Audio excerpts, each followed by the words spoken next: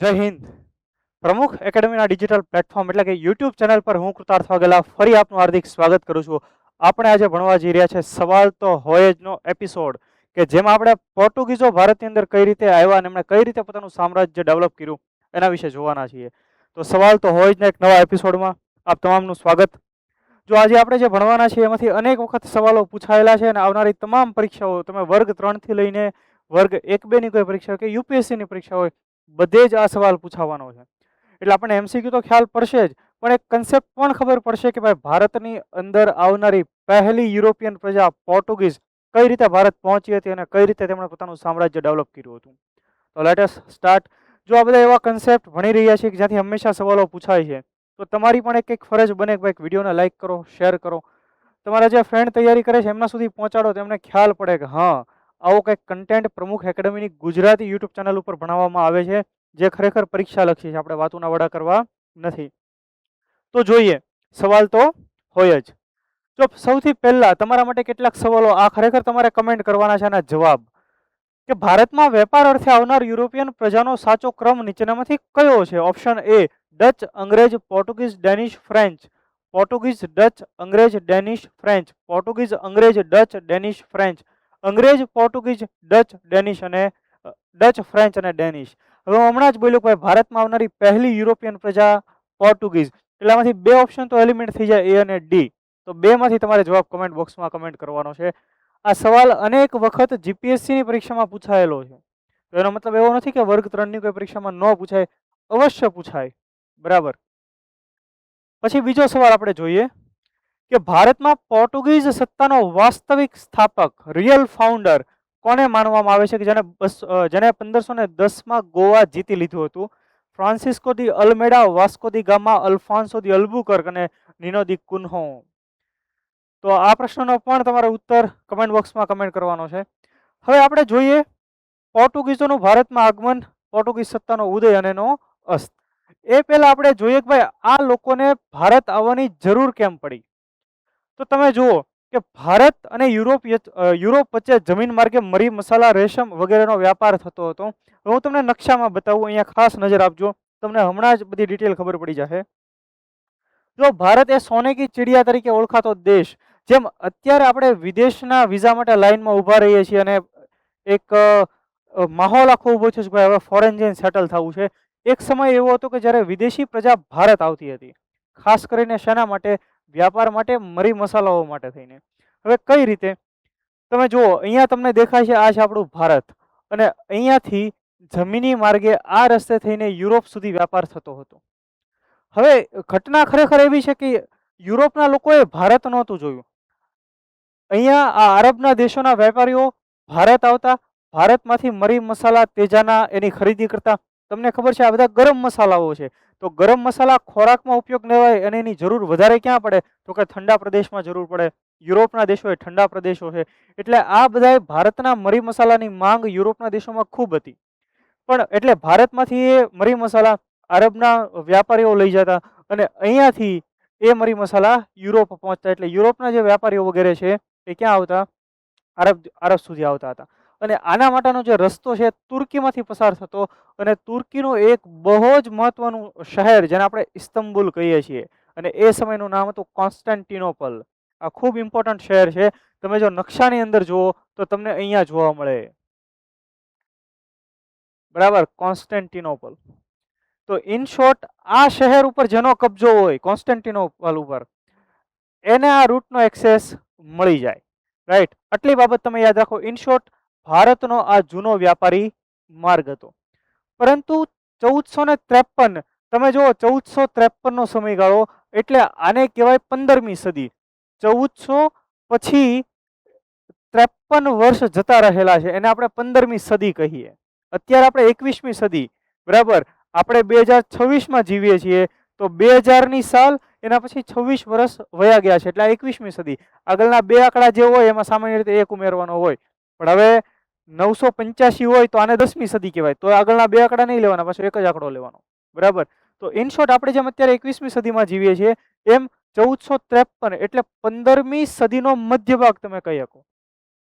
આ દરમિયાન ઓટોમન તુર્ક શાસકોએ કોન્સ્ટેન્ટિનોપલ ઉપર હુમલો કર્યો અને એને જીતી લીધું 1453માં.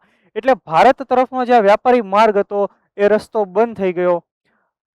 યુરોપના દેશોને મરી મસાલા, તેજાના આજે ગરમ મસાલાઓ જોતા હતા એ બધા બંધ થઈ ગયા. હવે ભારત પાસેથી જતા હતા, ભારતે કીધું કાંઈ વાંધો નહીં, અમારે ક્યાં ગોવાળ ને ગાય હતી ને દૂધે વાળું કરતા હતા, બરાબર, અમે મસાલા બીજે વેચી લેશું, અમને કોઈ પ્રશ્ન નથી. એટલે આપણી કહેવત છે કે necessity is the mother of invention, અથવા તો necessity is the mother of innovation, કે જરૂરિયાત એ કોઈ પણ શોધનની માતા છે, કે જેવી જરૂરિયાત ઊભી થાય એટલે એનો રસ્તો કંઈક આપણને મળે. એટલે યુરોપના દેશોની અંદર ખાસ મરી મસાલાની માંગ હોવાથી ભારત તરફનો એક નવો જળમાર્ગ શોધવાની ફરજ પડી. અહીંયાથી તમારા માટે મેઇન્સનો સવાલ બને, ખાસ ડીવાયએસઓ એસટીઆઈ મેઇન્સમાં સવાલ પૂછાઈ શકે કે યુરોપના દેશોને ભારત તરફનો જળમાર્ગ શોધવાની ફરજ શા માટે પડી. તો તમારે એમાં લખવાનું 1400 પહેલા તમારે એક પૂર્વ ભૂમિકા બાંધવી પડે કે ભાઈ ભારત એ મરી મસાલા ઉત્પાદન કરનારો દેશ. ખાલી ભારત નહીં, અહીંયાથી ઇન્ડોનેશિયા, જકાર્તા જે વિસ્તાર છે ત્યાંથી પણ મરી મસાલા આવતા હતા, માત્ર ભારતમાંથી નહીં. ભારત એનો એક પ્રકારે રૂટ હતો, ભારતમાં પણ એ મસાલાઓ થતા હતા. તો ભારતમાંથી મરી મસાલાઓની યુરોપના દેશોની અંદર ખૂબ માંગ રહેતી હતી, અને આ માટે જે વ્યાપારિક રસ્તો હતો એ કોન્સ્ટેન્ટિનોપલ શહેરમાંથી પસાર થતો હતો, જે વર્તમાનનું ઇસ્તંબુલ શહેર છે, કાઉન્સમાં તમારે તુર્કી લખી નાખવાનું. પરંતુ 1453માં ઓટોમન શાસકોએ કોન્સ્ટેન્ટિનોપલ પર હુમલો કર્યો, એને જીતી લીધું, અને આટલા માટે ભારત તરફનો જે વ્યાપારી માર્ગ હતો એમાં અવરોધ ઊભો થયો. જ્યારે યુરોપના દેશો જે ઠંડા પ્રદેશો હોવાથી તેમને ગરમ મરી મસાલાની અતિ આવશ્યકતા હતી, અને આ આવશ્યકતાઓને પૂરી કરવા માટે યુરોપિયન લોકોને, યુરોપિયન પ્રજાને એક નવા જળમાર્ગની જરૂરિયાત ઊભી થઈ. જળમાર્ગ એટલે કોઈ પણ એવો રસ્તો કે જેથી ભારત પહોંચી શકાય, બરાબર. આટલી ભારતની ડિમાન્ડ હતી. તમે જો 500 વર્ષમાં ક્યાંથી ક્યાં હાલાત બદલાઈ ગયો, રાઈટ. તો આ આખો આપણો મેઇન્સનો સવાલ પણ થયો. એટલે યુરોપની અંદર બધા લોકોએ પ્રયત્નો શરૂ કર્યા કે ચાલો આપણે ભારત ગોતીએ, ભારત ગોતીએ. તો સૌથી પહેલો પ્રયત્ન જે વ્યક્તિએ કર્યો એ છે બાર્થોલોમ્યુ ડાયસ. 1487-88 નો સમયગાળો. બાર્થોલોમ્યુ ડાયસે ભારત તરફનો જળમાર્ગ શોધવા માટેનો પ્રયત્ન શરૂ કર્યો, અને એને થોડે અડધે સુધી પહોંચ્યો તે ભાઈ, એવું નહીં કે એને હાવ નથી પહોંચ્યો. તમે જુઓ, બાર્થોલોમ્યુ ડાયસ એ ખરેખર નીકળ્યો અને પહોંચ્યો, આવડા રસ્તે ચાલ્યો આગળ. અહીંયા ખાસ ધ્યાન આપો, અહીંયાથી, અને એ પહોંચે છે અહીંયા આફ્રિકા ખંડના દક્ષિણ છેડા ઉપર. આખો આફ્રિકા ખંડ છે, અહીંયા છે સાઉથ આફ્રિકા. આફ્રિકા ખંડના દક્ષિણ છેડે એ પહોંચ્યો, અને ત્યાંથી એને એવી આશા બંધાણી, એને એવી હોપ થઈ કે યસ મને ભારત મળશે એમ. એટલે આ જે ધરતી છે એને કહેવામાં આવે છે કેપ ઓફ ગુડ હોપ. તમારે લખવું જોઈએ, આ સવાલ પણ પરીક્ષામાં પૂછાય. કેપ ઓફ ગુડ હોપ એનો અર્થ થાય સારી આશાની ભૂમિ, અથવા તો સારી આશાની ધરતી. અહીંયાથી એને હોપ બંધાણી કે yes I will find India, હું કંઈક ભારત ગોતી લઈશ એમ. પણ એમ ગોતી લો થવાથી ગોતાય નહીં. અહીંયા તે એમનું નિધન થાય છે, એટલે એને ભારત મળતું નથી. તો પહેલો પ્રયત્ન કર્યો બાર્થોલોમ્યુ ડાયસે. પછી બીજો પ્રયત્ન 1492માં, 1942 બીજો પ્રયત્ન કર્યો હતો ક્રિસ્ટોફર કોલમ્બસ. હવે ઘણી વખત આપણે બહુ સરળ ન વિચારીએ, આપણે બહુ વધારે પડતા 1.5 થવા જઈએ, જેને કાઠિયાવાડી ભાષામાં કહેવાય દોઢા થયા. એટલે બહુ પ્રબુદ્ધ બનવા જઈએ ને, બહુ સ્માર્ટ, એટલે સામેવાળા કંઈક ભાઈ ઓવર સ્માર્ટ થામાં, એટલે બહુ પ્રબુદ્ધ બનીએ એટલે ઘણી વખત આપણે અબુદ્ધ સાબિત થઈએ. ક્રિસ્ટોફર કોલમ્બસ એવું જ કંઈક કામ કર્યું કે ભાઈ પૃથ્વી તો ગોળ છે, તો એક કામ કરવું, હું પશ્ચિમ દિશામાં જાઉં, પૃથ્વી તો ગોળ છે તો પશ્ચિમ દિશામાં આમ ફરીને હું ભારત પગી જઈશ. એને એટલી ન ખબર પડી કે અહીંથી મારે નજીક જ જવાનું છે, બહુ જાજુ નથી. પણ એ સમયે ગૂગલ મેપ નહોતો, એટલે એક થોડીક એને પ્રશ્ન થયો હશે. પણ એને મગજ દોડાવ્યું, પણ થોડુંક જાજુ મગજ દોડાવ્યું. ઇન શોર્ટ એ દોઢો થયો. એને એ કઈ દિશામાં ભાગ્યો? પશ્ચિમ દિશામાં ગયો 1492માં. અને જેવો અહીંયા પહોંચ્યો એટલે તમે વિચારો, દુનિયાનો નકશો તમારા મગજમાં હોવો જોઈએ. અહીંયા આપણો ભારત, અહીંયા આફ્રિકા ખંડ, અને હવે આ બાજુ પશ્ચિમ દિશામાં જઈએ એટલે અહીંયા નોર્થ અમેરિકા અને અહીંયા સાઉથ અમેરિકા, અને આ બંનેની વચ્ચે અહીંયા નાના નાના ટાપુઓ આવેલા છે, જેને આપણે કેરેબિયન ટાપુઓ કહીએ છીએ, બરાબર. એ અહીંયા પહોંચ્યો. હવે ત્યાંના લોકો તે શામ વર્ણા છે, બરાબર, કેરેબિયન ટાપુ, ત્યાંની ક્રિકેટ ટીમ પણ છે જેને આપણે વેસ્ટ ઇન્ડિઝ કહીએ છીએ. એ નામ કેમ પડ્યું તમને ખબર પડશે. તો ત્યાંના લોકો એને જોયા, એને લાગ્યું ક્રિસ્ટોફર કોલમ્બસને, વાહ ભાઈ મને ભારત ગોતી લીધું, ગોતી લ્યો ગોતી લ્યો ગોતી લ્યો, એને ભારત ગોતી લીધું. એને ત્યાંથી કેટલાક લોકોને લીધા, ત્યાં વ્યાપાર પણ કર્યો અને પાછો ગયો. અને ત્યાં જઈને એને કીધું યુરોપ જઈને કે જો મેં ભારત ગોતી લીધું, ત્યાંથી લોકો લાવ્યો છું, ત્યાંથી સોનું લાવ્યો છું એમ. અને આવી રીતે ક્રિસ્ટોફર કોલમ્બસે 4 યાત્રા કર્યા કેરેબિયન આઇલેન્ડ બાજુની, બરાબર. અને જીવનભર એને એમ જ લાગ્યું કે મેં જ ભારત ગોતેલું છે. એટલે તમે જુઓ, અહીંયાને પણ એને નામ આપ્યું, આ અહીંયા વેસ્ટ ઇન્ડિઝ શું કામ કહે છે કે વેસ્ટ, પશ્ચિમમાં રહેલું ઇન્ડિયા, વેસ્ટ ઇન્ડિઝ. અમેરિકામાં પણ એક અત્યારે રાજ્ય છે ઇન્ડિયાના, ત્યાંના લોકો પણ ગૌવર્ણના લોકો છે, બરાબર. તો 4 વખત, 1 2 3 4, આવી રીતે 4 વખત ભાઈબંધે આટા માર્યા. અને એને એવો વહેમ જ હતો કે હા મેં ભારત ગોતી લીધું, મેં ભારત ગોતી લીધું, પણ હજી એને ભારત મળ્યું નહોતું. તો આ પ્રયત્ન પણ એક રીતે તો ફોગટ જ ગયો છે. એને એમ હતું કે મેં ગોત્યું પણ કઈ ભેગું થયું નહીં. હવે પછી જે પ્રશ્ન છે કે હવે પ્રયત્ન કોણ કરે છે, તો હવે ખરેખર એ વ્યક્તિ પ્રયત્ન કરે છે જે વાસ્તવિક રીતે ભારત પહોંચ્યો, જેનું નામ, જેણે 1498માં ભારત ગોતવાનો પ્રયત્ન કર્યો, જેનું નામ છે Vasco da Gama. Vasco da ગામાએ બહુ સરળ રસ્તો અપનાવ્યો. એટલે ઘણી વખત બહુ જે સીધા સાદા સરળ રસ્તા હોય ને એ પણ આપણને આપણા સુધી પહોંચાડી દેતા હોય. એટલે ઘણી વાર આપણે 1.5 થઈને ન ભેગું થાય. એને બહુ નક્કી કર્યું હતું ભાઈ આપણે દરિયા કિનારે કિનારે હાલવાનું છે, જરાય દોઢું થવાનું થતું નથી. એટલે અહીંયાથી લિસ્બનથી નીકળે છે અને આફ્રિકા ખંડના કિનારે કિનારે કિનારે કિનારે પહોંચે છે. અહીંયા આ માડાગાસ્કર, બરાબર, અહીંયા મોઝામ્બિક, અહીંયા કિલ્વાન, અહીંયા મલિંદી બંદર. આ પણ આપણા માટે ખૂબ ઇમ્પોર્ટન્ટ. મલિંદી બંદર, મલિંદી બંદર કંઈક કાફે કોફી પીવા માટે બેઠો હશે ભાઈબંધ કે હાલો હું એકાદી કોફી પી લઉં. આ લોકો પોર્ટુગીઝ પ્રજા ખાલી એવું નહીં કે હાલો ભારત ગોતવા સાયકલ લઈને નીકળી ગયા, જહાજ લઈને નીકળી ગયા, નહીં. એ હારવાર ત્યાંથી કેટલીક વસ્તુઓ લાવતા વ્યાપાર માટે, રસ્તામાં જ્યાં જ્યાં રોકાય એનો વ્યાપાર કરે, ત્યાંથી પણ થોડુંક ધન મેળવે.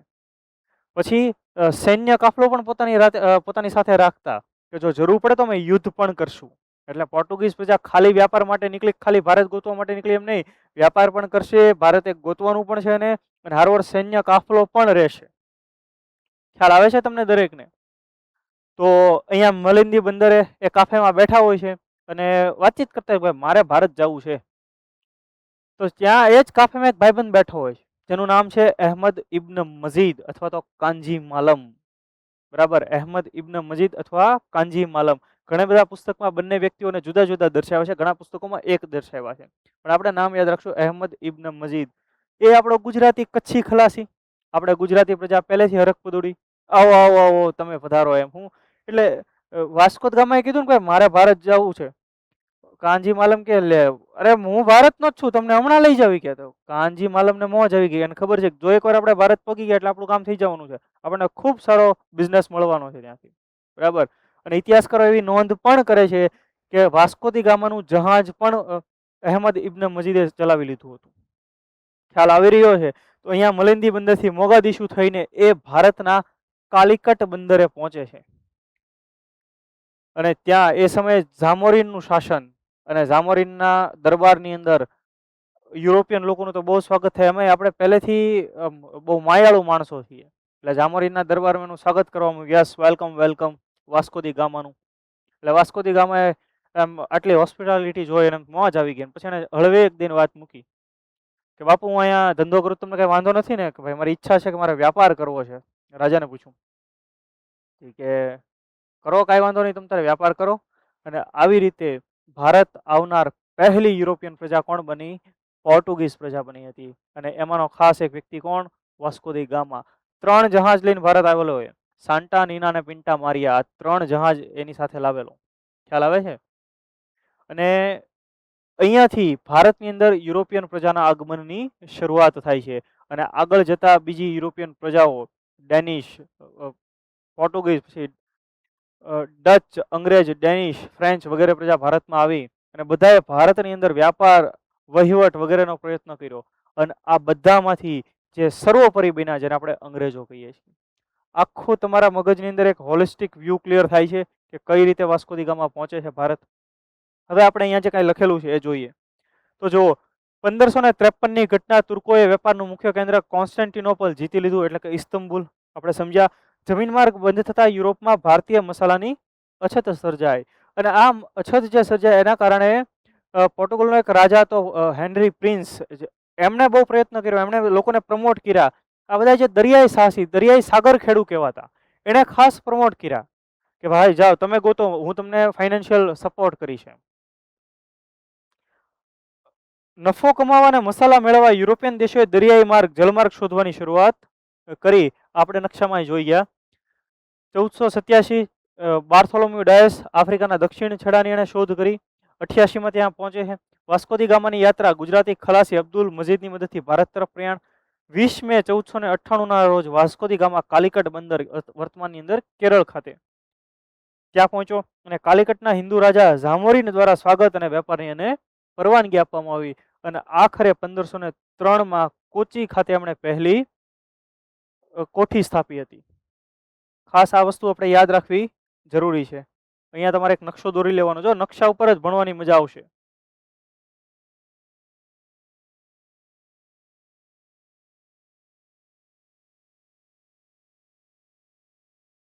આ જે મેં નકશો દોર્યો છે એ તમે મેઇન્સમાં પણ દોરી શકો, બરાબર, આમાં કાંઈ વાંધો નથી.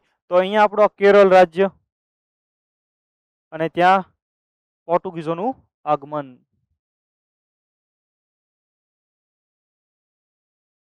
જો તમે નકશામાં જેટલું ભણશો ને તમને બહુ મજા આવશે. આખી વસ્તુઓ, આખી હિસ્ટ્રી તમને આમાં યાદ રહી જશે, અને તમે મેઇન્સમાં વ્યવસ્થિત રીતે લખી શકશો. અહીંયાથી હવે તમે થોડુંક હોલિસ્ટિક વ્યૂ મેળવો, તમે થોડુંક ગહેરાઈથી અધ્યયન કરો, બરાબર, તો ખ્યાલ આવે હા આ આખો જે પટ્ટો છે ત્યાં અંગ્રેજો, ત્યાં પોર્ટુગીઝોની પહેલા સત્તા છે, પછી અંગ્રેજોના હાથમાં સત્તા આવે છે. ખ્યાલ આવે છે? તો આ વાત થઈ.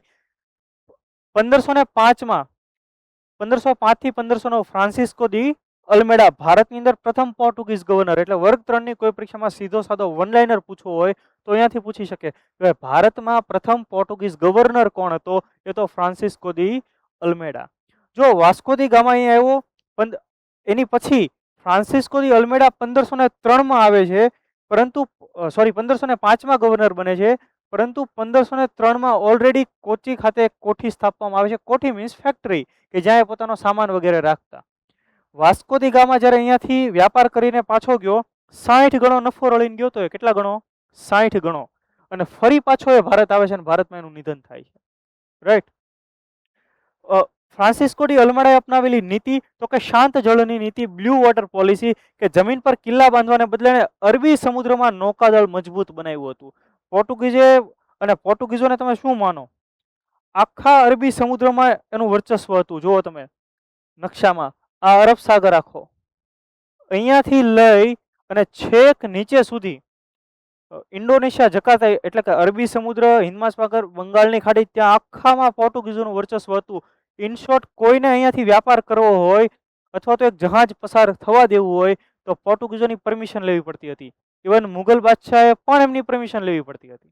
ખ્યાલ આવે? આટલું વર્ચસ્વ હતું. તો ફ્રાન્સિસ્કો ડી અલ્મેડા એ જે પરમિશન છે એને કાટે સિસ્ટમ કહેવામાં, એક પ્રકારે પરવાનો લેવો પડે, બરાબર, લિખિતમાં જોઈએ. અત્યારે આપણે હોર્મુઝ જોઈએ જ છીએ કે કેવો લોચો પડ્યો છે. યાદ રાખજો, હોર્મુઝમાંથી પણ અનેક સવાલો નીકળવાના છે. ઈરાન, ઇઝરાયલ અને અમેરિકા વચ્ચે જે પણ આ તંગદિલી છે અને જે યુદ્ધ ચાલી રહ્યું છે એમાંથી પણ તમારી પરીક્ષામાં સવાલ હોવાના જ.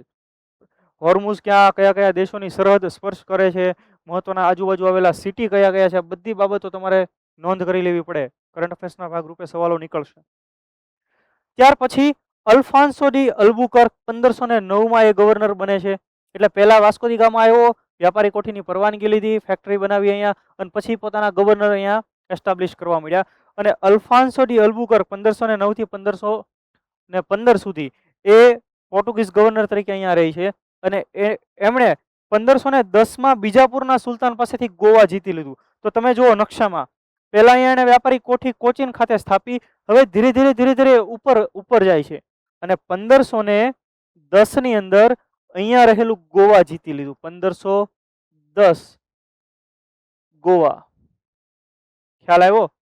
અને આગળ જતા આ જ ગોવા 1530 માં નિનોડી કુન્હોના સમયની અંદર પોર્ટુગીઝોની રાજધાની બને છે. એટલે અહીંયા એ આવ્યા અને આ તટ ઉપર એને પોતાનું સામ્રાજ્ય ધીરે ધીરે ડેવલપ કર્યું. આગળ જતા દીવ દમણ પણ જીતી લે છે. બરાબર, આપણે ગુજરાતીઓ તરીકે દીવનો કિલ્લો જોવો જોઈએ અહીંયા. તો આ આખા વિસ્તારમાં પોર્ટુગીઝોનું સામ્રાજ્ય હોય.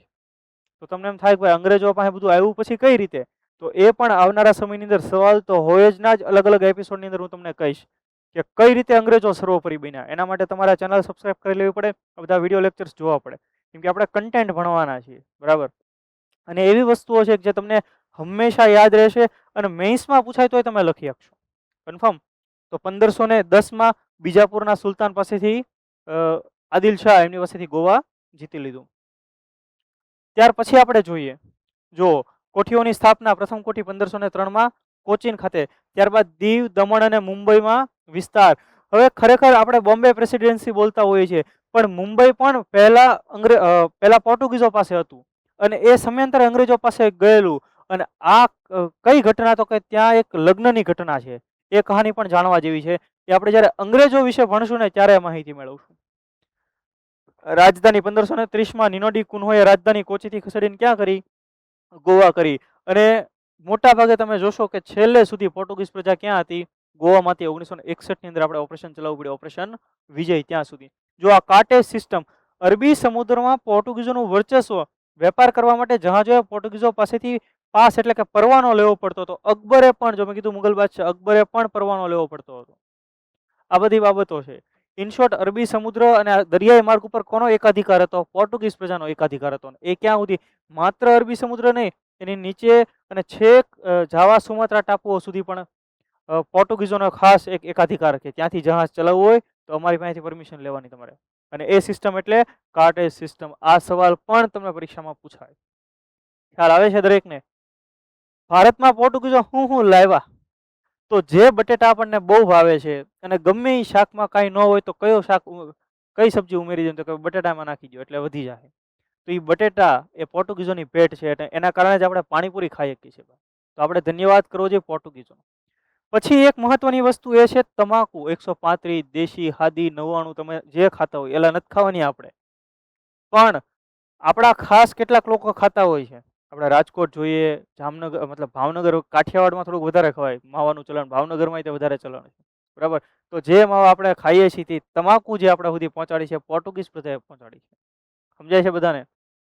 પછી ટમેટા, મકાઈ, અનાનસ, પપૈયું, આ બધી વસ્તુઓ કોણ લાવેલા છે? પોર્ટુગીઝો. અને આ સવાલ પણ પૂછાય.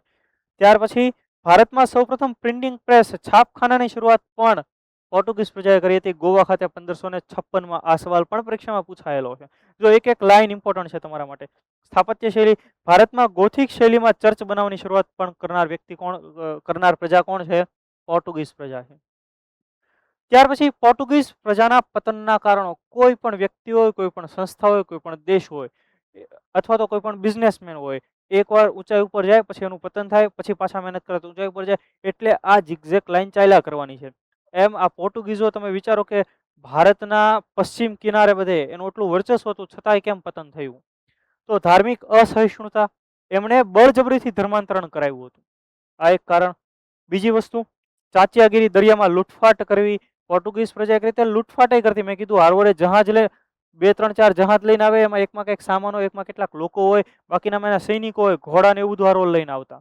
અને ગમે ત્યાં વારો પાડવાનો થાય તો મોરે થઈ જવાનું એમ. બરાબર. પછી બ્રાઝિલની શોધ થતા પોર્ટુગીઝોનું ધ્યાન પશ્ચિમ તરફ કેન્દ્રિત થયું હતું. આ એક પણ કારણ. અને પછી હરીફાઈ, અંગ્રેજોને ડચ પ્રજાની મજબૂત નૌકા સેના સામે પોર્ટુગીઝો નબળા પડ્યા હતા. બીજી અલગ અલગ યુરોપિયન પ્રજાઓ પણ ભારત તરફ આકર્ષિત થઈ. એક લાડવો ખાધો તો બધા કે અમે થોડો નો લાડવો કંઈક ખાઈ લે, ત્યાં શું છે ભાઈ? રાઈટ. અને આ બધી પ્રજામાંથી અંગ્રેજો સર્વોપરી બને છે. સૌથી પહેલા આવ્યા અને સૌથી છેલ્લે ગયેલા. 1947માં ભારત આઝાદ થયું છતાં પોર્ટુગીઝોએ ગોવા, દીવ અને દમણ ખાલી કર્યા નહીં. અને પછી આપણે ઓપરેશન ચલાવ્યું, ઓપરેશન વિજય.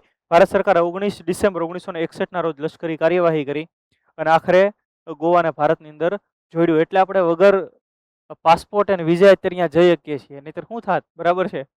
ચાલો, શરણાગતિ. પોર્ટુગીઝે શરણાગતિ સ્વીકારી અને ગોવા, દીવ, દમણ ભારત સંઘમાં જોડાયા. અને આથી જ કહેવાય કે પોર્ટુગીઝો ભારતમાં સૌપ્રથમ આવ્યા અને સૌથી છેલ્લે ગયા. હું લઈને આવ્યા કઈ ખબર નહીં, પણ અહીંયા એવા એને પગ મજબૂત કર્યા કે આવ્યા તો ખરા, પછી જવાનું નામ નહોતા લેતા. અંગ્રેજો આવ્યા મોડા પણ વૈયા ગયા. પણ આપણને લૂંટફાટ કોણે કરી? અંગ્રેજ પ્રજાએ, બરાબર. આપણે એ પણ જે તે સમયે ભણવાના છીએ. હવે ભારતમાં આવનાર યુરોપિયન પ્રજાનો ક્રમ આ યાદ રાખી જ લેજો, નોટમાં લખી લેજો કે પોર્ટુગીઝ, જેને આપણે ફિરંગીઓ કહીએ, સૌ પ્રથમ આવ્યા. પછી ડચ, હોલેન્ડ એટલે કે નેધરલેન્ડથી આવ્યા હતા, નોર્ધન યુરોપ. પછી અંગ્રેજો એટલે કે બ્રિટિશરો, ઈસ્ટ ઇન્ડિયા કંપની. ચોથા નંબર ઉપર છે ડેનિશ, ડેનમાર્કમાંથી. અને પછી 5મા ક્રમાંક ઉપર છે ફ્રેન્ચ. તો આટલી યુરોપિયન પ્રજાઓ આ ક્રમમાં ભારતની અંદર આવેલી વ્યાપાર અર્થે, એમાંથી ઘણા ધીરે ધીરે વ્યાપારમાંથી વહીવટી પ્રજા પણ બની ગયેલી. ત્યારબાદ તમારા માટે ખાસ એક ઇમ્પોર્ટન્ટ માહિતી કે આપણે પ્રમુખ એકેડમીની એપ્લિકેશનમાં ખાસ live plus recorded batch launch કરવા જઈ રહ્યા છીએ. જે બેચ છે જીએસઆરટીસી કંડક્ટર માટે અને ડ્રાઈવર માટે. આ ખૂબ ઇમ્પોર્ટન્ટ ભરતી છે આપણા માટે. તો તમારામાંથી જે પણ તમારા મિત્રો કંડક્ટરની, ડ્રાઈવરની તૈયારી કરતા હોય એસટી વિભાગ માટેની, તો તમે એના વિશે માહિતી આપી શકો. ઓનલાઈન લાઈવ રેકોર્ડેડ બેચ છે, માત્ર 999 રૂપિયામાં સારામાં સારું શિક્ષણ તમને આપવામાં આવશે પ્રમુખ એકેડમી દ્વારા. હવે તમારા માટે આ સવાલ મેં ભણાવી દીધેલું છે, તો તમારે કમેન્ટ બોક્સમાં કમેન્ટ કરવાનો છે આ સવાલનો જવાબ.